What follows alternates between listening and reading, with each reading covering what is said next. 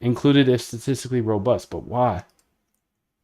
Can you educate me a little bit on why you would add a statistically significant strategy if it's not profitable? Is there something I'm missing there? Like, I get that it's more correct. The data is definitely more correct, but a correct loser is not a winner, right? Or am I tripping? Okay, let's go ahead and see what she says about that, because it's not a bad question. It's better to be right 51% of the time on 50,000 trades than 70% of the time on 100 trades. Okay, that's fair. That's fair. But that's not what we have. But it's not what we have.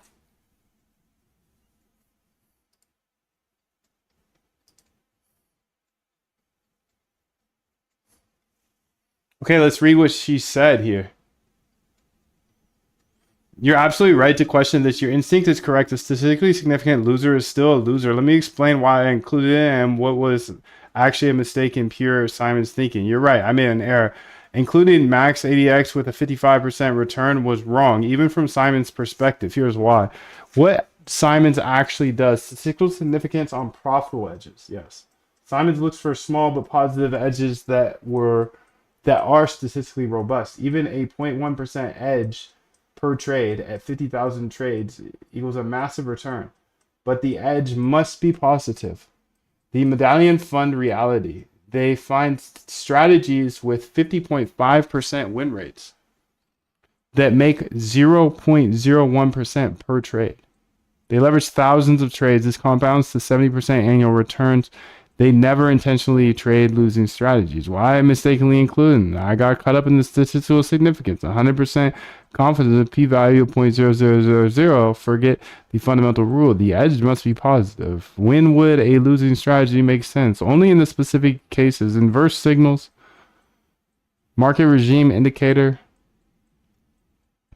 portfolio hedging.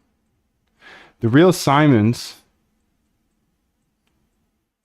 top 10 should be strategy is statistically significant, P over 0.5, positive expected value, high frequency. You're right. Correct loser is not a winner. Absolutely true. Statistical significance just means this pattern is real, not random.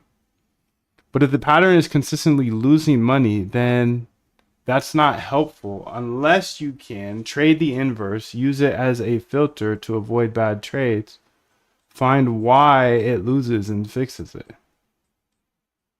Simon's actual philosophy. Find thousands of small winning edges with high statistical confidence, not statistically significant losers. Thanks for catching that. You're thinking clearly about this. The data being correct doesn't matter if it correctly predicts losses. We want statistically robust profits, not just statistically robust patterns. Facts, B, facts. Thank you. Thank you. Thank you. Thank you very much.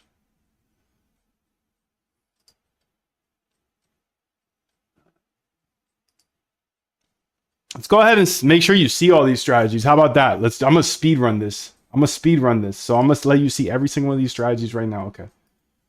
You're gonna have to rewind or do whatever you want to do here.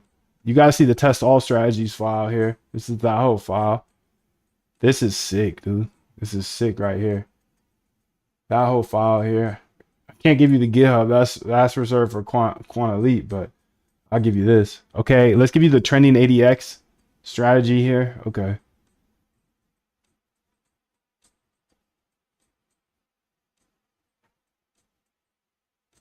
Okay, let's go ahead and say the trending Bollinger strategy here. Okay. So I don't know if I'm gonna give you all these because it's gonna take a hell of a long time. So I'll give you 5. Here's 3.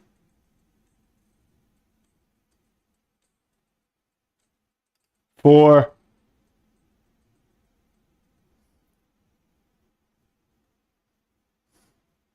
Okay, 5.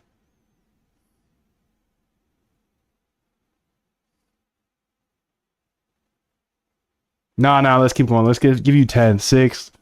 I want to give you at least 10. 6. 7.